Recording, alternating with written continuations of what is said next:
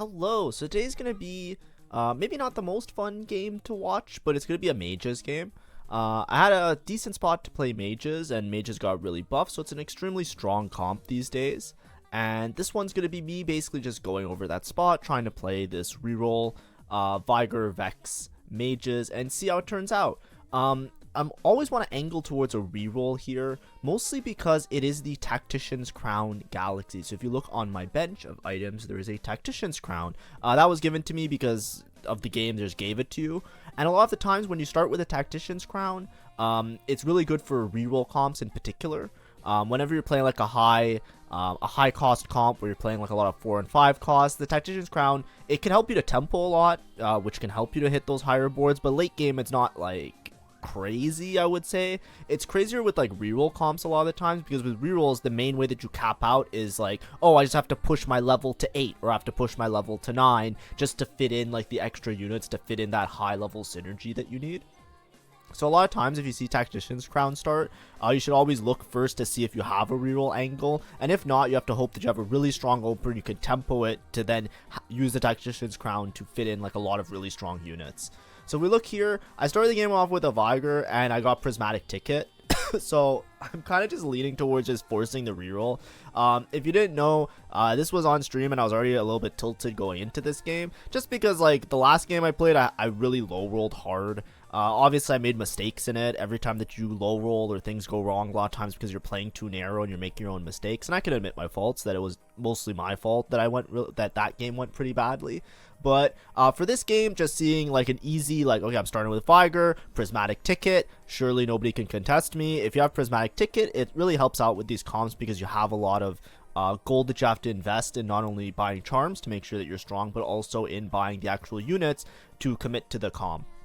My items aren't good for mages, so I wouldn't suggest always doing this. This isn't necessarily the low variance, really easy top 4 type of strategy, starting from 2-1 like this. But I was just looking for like a quote-unquote easy game, because I was a little bit like, you know, I was a little bit annoyed with how the last game went, whether it was my fault or not. So, you know, starting with the Glove Cloak, we're probably going to look toward making a Spark or a Jewel Gauntlet, things like that, and we'll see how it plays out. And then we're really susceptible if you're committing really early to a reroll, especially a 3-cost reroll. Committing really early with Prismatic Ticket is a little bit awkward, because you really hope that your later augments are going to really synergize well and help your board out tremendously. Instead of like playing a little bit more flexibly, if you're playing around a 4 cost, then you can like have pivot angles if you hit like another augment that can help you. If you haven't seen mages before, the board's pretty easy to play. Basically, you're always trying to play towards 7 mages. So you can fit 7 mages on 7, but typically what you're going to do is you're going to play all the mage units. So you just put them all in your team planner.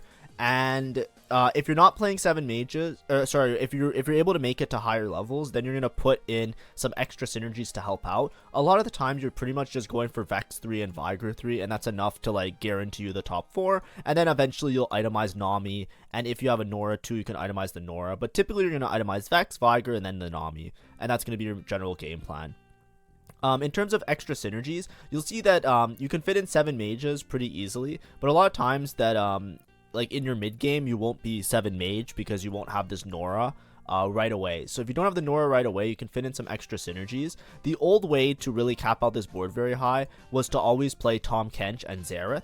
Xerath scales off of buying charms with the Arcana bonus, and Veigar also scales off buying charms. He has a passive regain of ability power for every charm that you buy.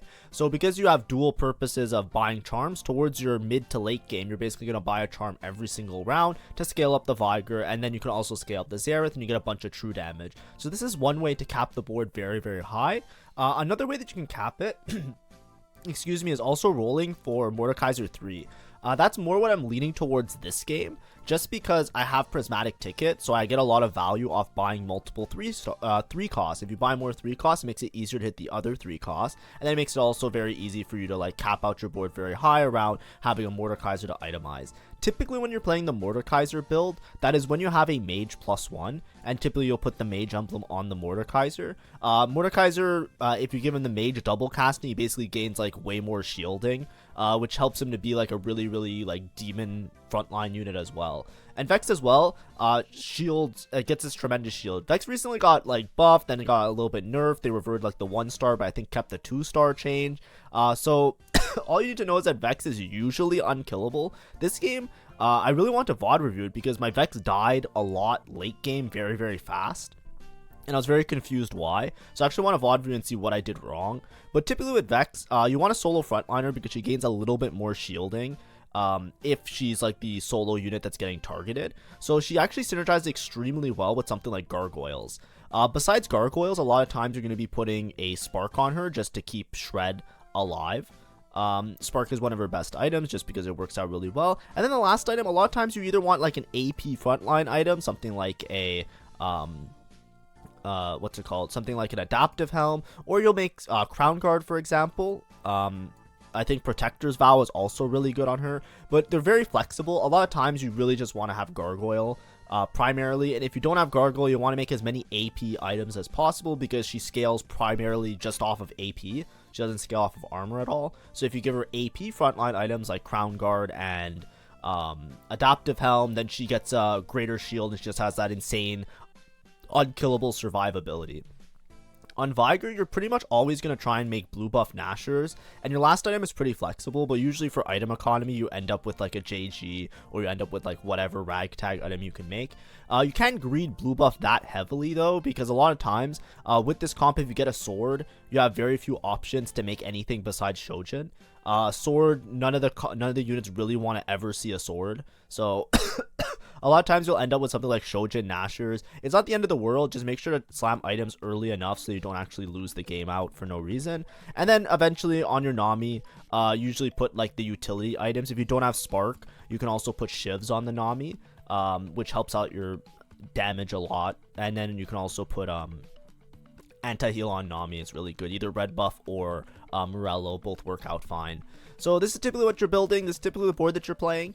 Of course, this is the example with a mage +1. If you don't have a mage +1, a lot of times you're going to be 5 mage for a while, and then there's lots of things you can play. If you had a Nora early, you can also put in Taric and Bastion, because it'll give you portal synergy. If you have open spots, you can also play a random Chrono unit, because Chrono will give your whole team the passive heal as well. You just try and find like one of the synergies that you can play around, and just put it in there to help out your front line or help out your back line until you can make it to 7 mage, and then 7 mage is the big hit. You can also go for Seraphine and Soraka reroll. I think in my game, we're going to go back to it. I don't have that many Seraphines and Sorakas, so I'm not really angling myself towards playing Seraphine Soraka reroll mage variation. But in this case, I have the Tactician's Crown, so on level 7, I'm going to be able to fit in 8 units. I have a lot of flexibility on what I can play. For my first slam, I just made a Spark because Spark is just going to help my value out quite a bit. I didn't want to necessarily make Jewel Gauntlet right away because the glove can also be like a Steadfast Heart or some other frontline item. So I'd rather just start the game off by making a Spark, and then I'll decide what to make later. I got a Rod here and I got a Sword. So because I have Sword, the chances are I'm just going to make Shojin. I'm not going to make blue buff. It's going to be really hard to kill that Sword component and make something else. And then I have a Belt. Belt could be Nashers. Belt could be lots of other items. Shojin Nashers is always a good item pair. Usually like because Nashers gives you the attack speed, and then with the attack speed you use the Shojin to get like the multi-casting off, or like, you know, stack up as much mana as possible. So it works out really well a lot of the time. But here I'm just trying to make some sort of semi-ragtag board, just put it together to try and keep my econ up as much as possible. If I see charms that are possible to buy, for example like 0 gold charms or charms that are very low cost that won't grief my econ that much, you can also buy charms starting on stage 3. Every charm that you buy will help your Veigar to scale into late game. I think everybody saw it because I started with a Veigar and I have Prismatic Ticket. Nobody's really angling to play mages alongside me, so this is going to be a relatively uncontested game, which is good for me. I think there's one other person playing Reroll, which also is a benefit. Whenever you're playing Reroll, it always helps if there's other people in the lobby that are also playing Reroll. But like I said, this was a very forcing game. I was just a little bit tilted. This is the part where I am very curious. So what the Forge is very strong if I want to pivot off of mages, but I think at this point, because I already committed Prismatic Ticket in my items, I don't want to take what the Forge. Spellcaster's Toolbox is pretty good. That's what I want to check after, and Giant and Mighty is also pretty good. So I actually want to see something in a second. And then here I hit Mage Crown. Now Mage Crown is very strong. The problem is it gives me a second spark, and I already made a spark. So it is a little bit low value in this turn in particular. But it also gives me 5 mages, and so it makes it easier to 7 mages because I don't have to find a Nora or a Yumi unit, right? I think I was checking the stats and it said Mage Crown was better than Spellcaster's Toolbox. Right now I don't have a mana item, and I didn't have, so I would have had 3 item Veigar instead. I actually want to see this right now. Like, let's say I'm 7 mage. I want to see what my augments choices are the best here. See, this is what I was thinking, right? If you can hit 7 mage, Spellcaster's Toolbox is very fucking strong. Like, it is very good. It just gives you, like, full itemization on your Veigar, and then you can just focus on itemizing everybody else. So, I know Spellcaster's Toolbox is really strong. The problem is, it's like, you need to find the Nora, because if you don't hit 5 mage, if you don't hit 7 mage, I think it's a problem. And then, I think, what was my other one? Giant and Mighty is also good. Yeah, and then I think Mage Crown. Mage Crown average is the worst.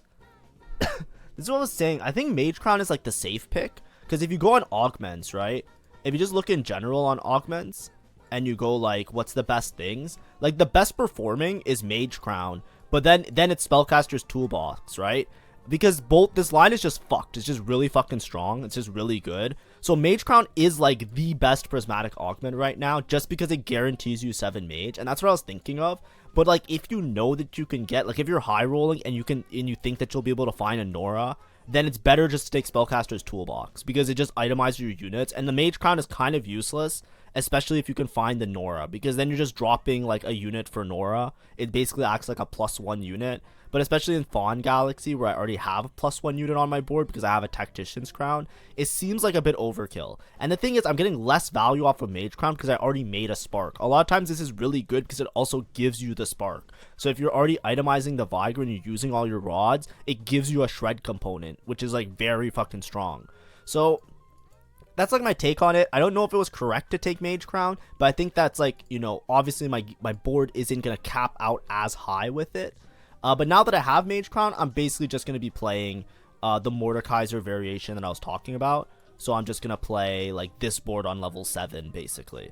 Right, and then I'm going to have Mordekaiser 3 with a Mage Crown, and then I'll itemize the Mordekaiser with extra frontline items, and I'll have 2 like demon-like frontline units, basically.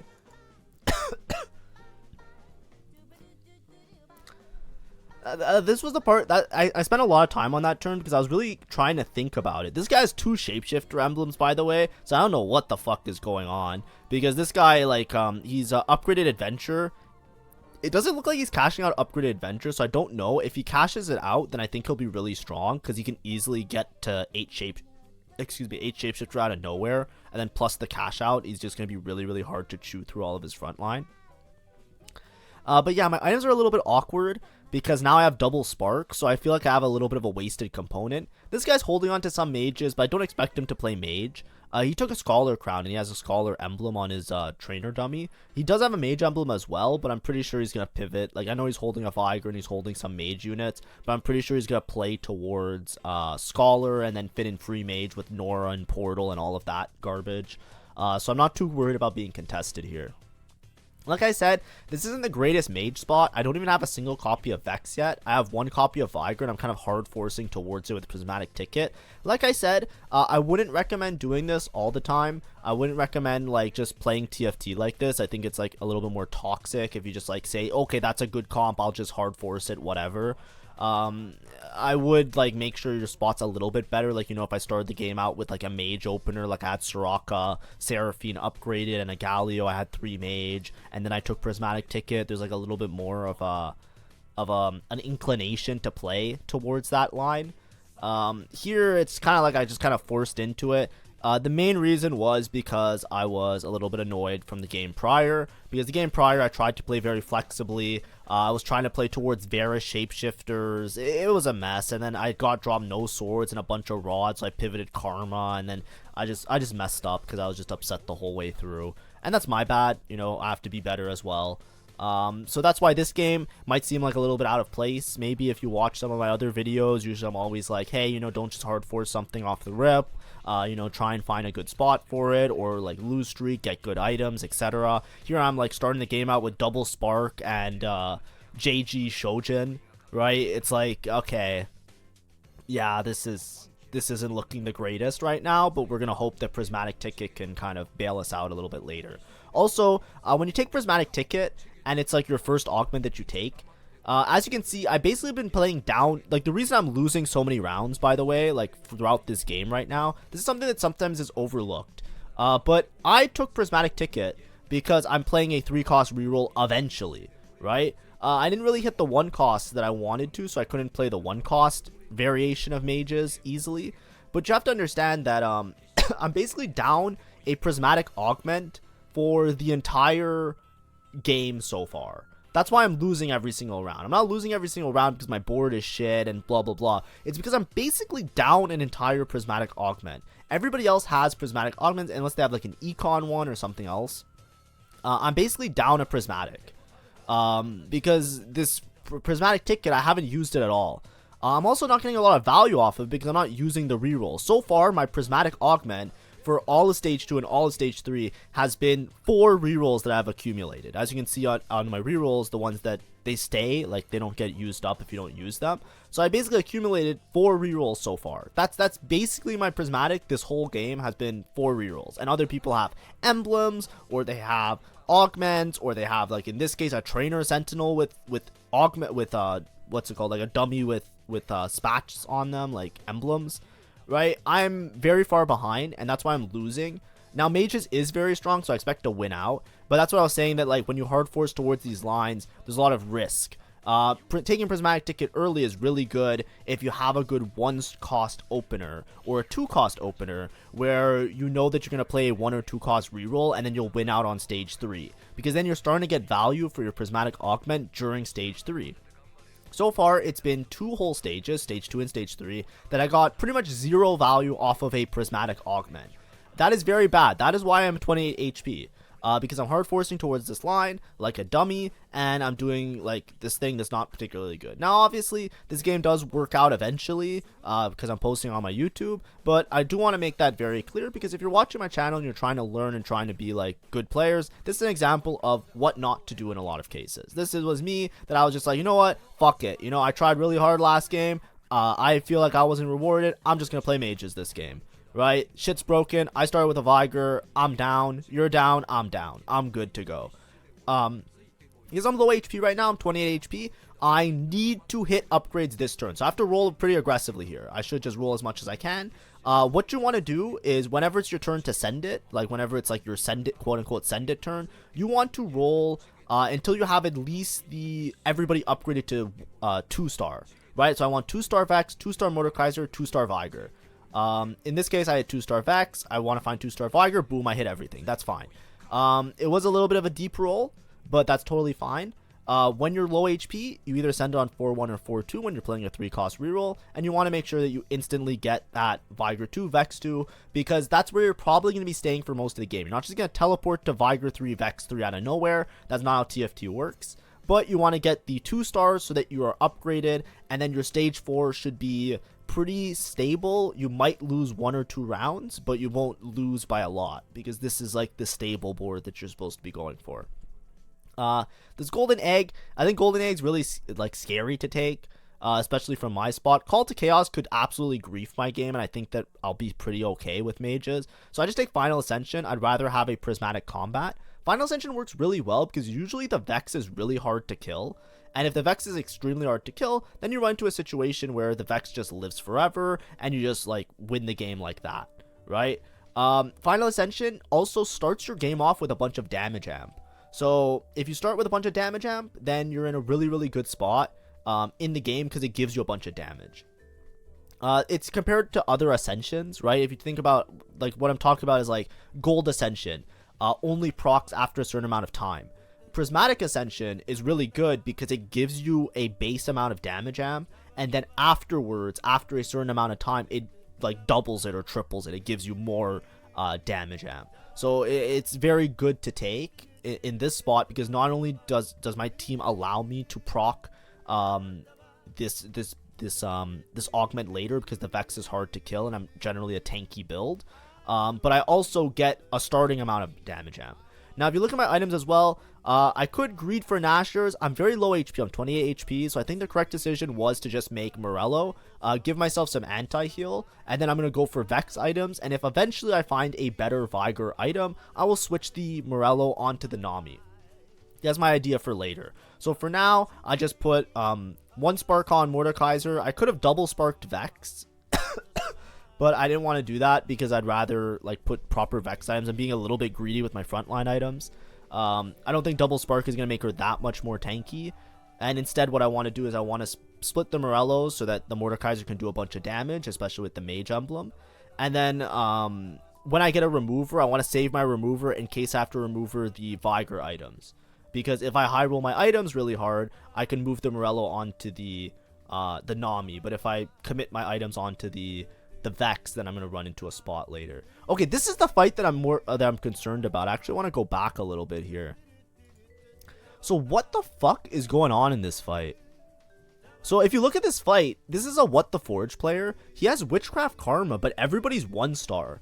So I'm not sure exactly what's going on here. So I have Vex too, right? I know my Vex has only one item. That's totally fine, but he doesn't have Shred or anything. So my Vex casts once. Then Fiora goes. And what happens here? So it's like the damage tick, and then my Vex just gets deleted. Is it the Nico? Like, is it the Nico with the Horizon focus that's hitting me? Like, what's doing like that massive chunk of damage out of nowhere?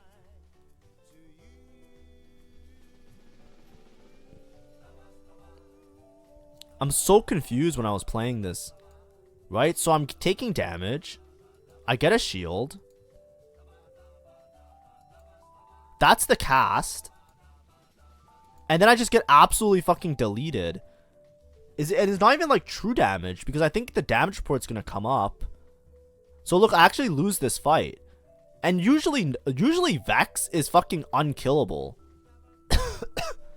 Do I pull out the damage report? I don't pull out the damage report here. Like, I know Witchcraft, like, it's Witchcraft Karma, and Witchcraft Karma is very strong. I remember last video I was talking about how I wanted to play Witchcraft Karma because I was 8 Witchcraft. Witchcraft Karma is very strong for multiple reasons. Not only spreading the curse, but also just doing, like, that raw DPS. I think here I should have taken Gargoyle. I took Xerath for Xerath. Ugh. Yeah, I was definitely taking Gargoyle, so that's a mistake. I should have taken Gargoyle for Vex. Gargoyle for Vex would have been really, really important here. I should have taken Gargoyle for Vex, 100%. I don't know why I took... I guess I was thinking of making Adaptive Helm on Xerath instead of Gargoyle for Vex. Adaptive Helm is good on Vex, don't get me wrong. It is one of her better items, for sure. You can look it up if you don't believe me. I just think Gargoyle is just so much value here, especially if I'm rerolling mages. Now that I'm like 19 HP, I want to roll a little bit more aggressively, make sure that I get some upgrades or some good what's it called, augments. I'm trying to use as many of my free rolls as possible, but I'm 2 off of Veigar. I'm like, I might as well just send it pretty deep here.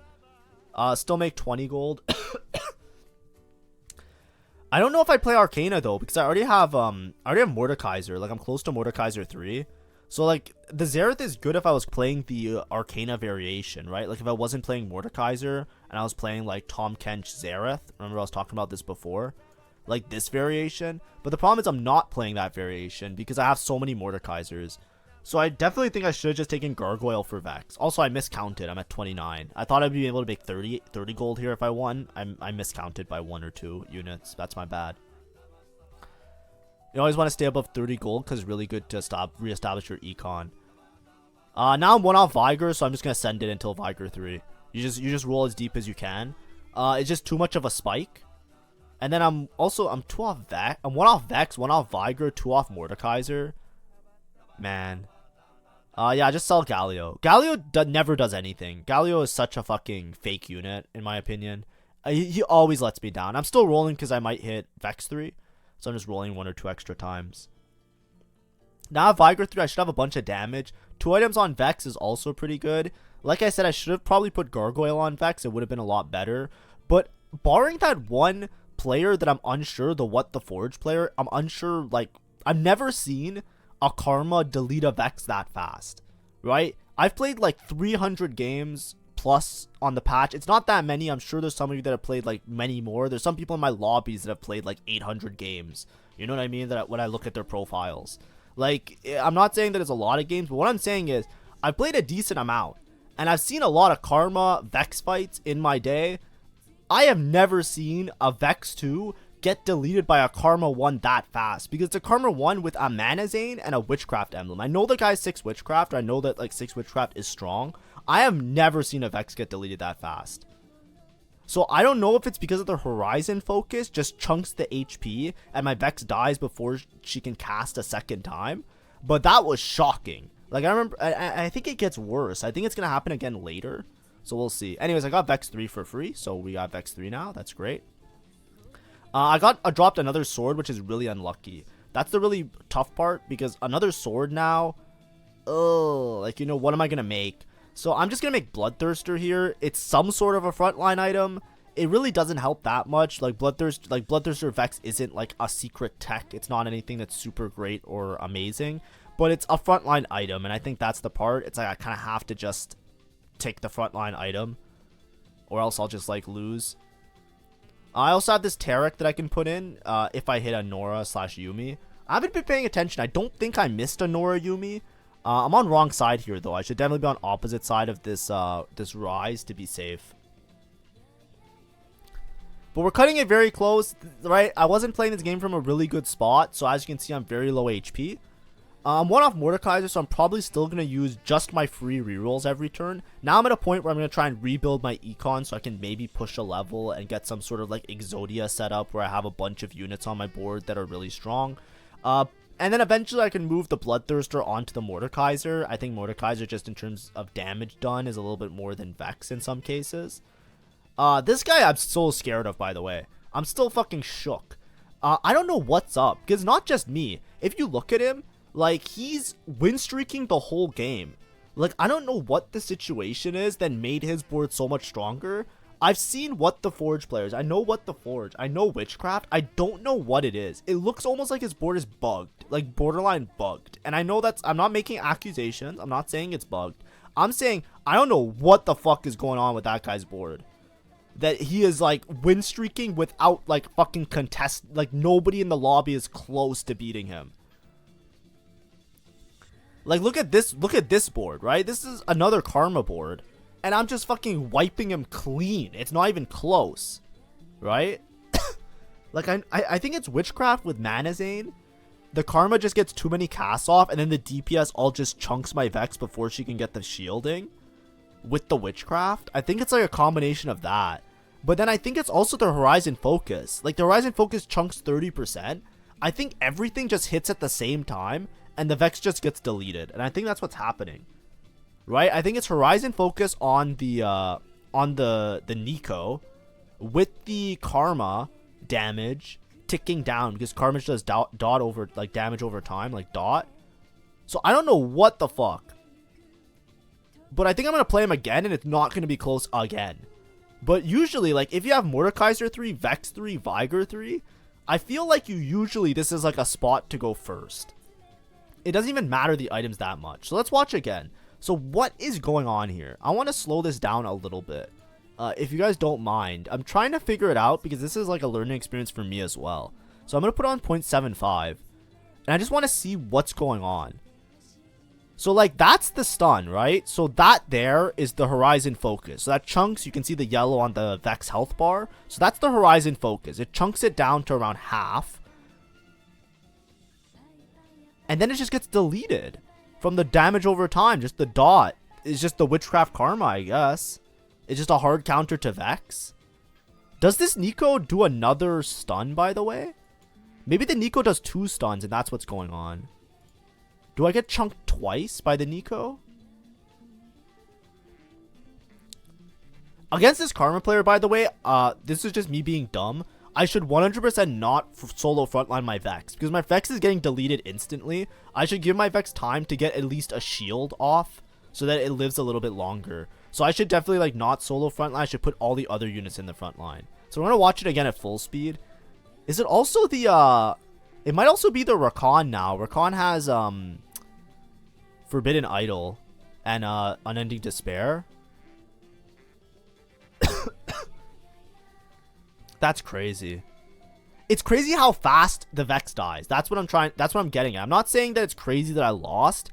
It's crazy how it's not even close. Because Vex 3, I'm telling you now, I've bitched a lot about this unit. Vex 3 is fucking hard to kill. If you've ever played against a Vex 3 before, that unit does not die that fast. It does not die in 5 seconds. So I think like it might just be the stacking. Because I've fought Witchcraft Karma with mages before. Like I'm pretty sure. I think I fought 8 Witchcraft with Vex, and my Vex didn't die that fast. I've done that like in a prior patch. I'm pretty sure the is it the Manazine? Like she just gets so many casts off early. I think it's the Horizon Focus. Honestly, I think that the Vex, if the Vex gets another cast off, I think my Vex is just dying before I can get a second cast off. I think that's the thing. I think it's the combination of the Horizon Focus and maybe even the Unending Despair. Because the problem is me losing to that guy very badly now puts me in a very bad spot here. Right? Because if I fight him again, I'm basically 4th. I'm basically right now just playing for 4th, right? This was a spot that usually if you have this type of setup, usually you have Nora as well. Like I don't have Nora Yumi, which is a problem. I'm rolling for as good a charm as I can find here. And I'm on wrong side for Rise here. This is pretty bad. So this is 6 Scholar Rise, and I'm on same side. So my Veigar is actually going to take a lot of damage. There's a good chance I can lose this fight as well. And then I just go instantly 4th. Oh, it's looking kind of scary. Oh, yeah. That's a same side diff. Look at that. That's just a 4th from me being a bad player. Yep. That's completely my fault, that fight. Both those fights, so the 2 things I should have done differently, for sure, the 2 things I should have done differently against the Karma player, even if I don't understand why my Vex is dying very fast, I have to accept the fact that my Vex is dying very fast. So because I fought this guy twice, I should have 100% put my Vex away from the Horizon Focus. Like if I put my Vex in front of the Rakan, for example, or if I moved my Vex to like 2nd row and kind of like clumped on this side, I would have been in a much better spot. Because as long as my Vex can get the second cast off and can live a little bit longer, my Veigar will have enough DPS to chew through everybody on the front line. And then against the Rise player, I kind of panicked that round. I was looking for a good combat charm.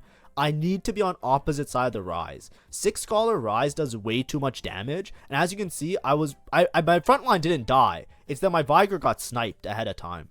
So I could have easily gotten a 3rd, maybe a 2nd, and there's also a chance I can eventually late game beat this guy, especially if I was able to get to level like 8 and fit in an extra unit. So that was completely on me. This is a deserved 4th, 100% of the time, right? I'm confused with this guy. That's crazy how much damage this is, because I have to reevaluate my understanding of like Witchcraft Karma and all of this stuff, because like the amount of damage this guy was doing, like, I don't know if it's like hard counter, but he's like undisputed going first. It's crazy. This guy could have beat and this guy could have beat. But that was just on me. So it's just a little 10 LP bomb, just a 4th. But anyways, hopefully that was a little bit informative. I was trying my best to like explain and talk about stuff along the way. This wasn't the best mage spot. As you can see, my items aren't the best. I have Double Spark, a Bloodthirster, Shojin, Morello on Veigar. Obviously, things can get optimized a little bit. That's what happens when you force towards these comps. I always tell people, like, make sure you have a good spot for it. I just wanted to try something out, have an easy game, so I just took Prismatic Ticket and played towards it, and I lost a bunch of HP because of that. Made my late game very, like, Razor's Edge, that those couple fights, all I did was, I was 28 HP, I lost 3 fights. I lost to this guy twice, wrong side one time with this guy, boom, I'm 4th, right? That's what usually happens. If someone was a little bit stronger, boom, I could have been 5th or 6th even though I have Veigar 3, Vex 3, Mordekaiser 3. So always make sure to have a good spot for it. And of course, there's different variations you can play with this. If you think that you're high rolling and you have like a really good spot, you can also greed to try and level and then find a Nora later.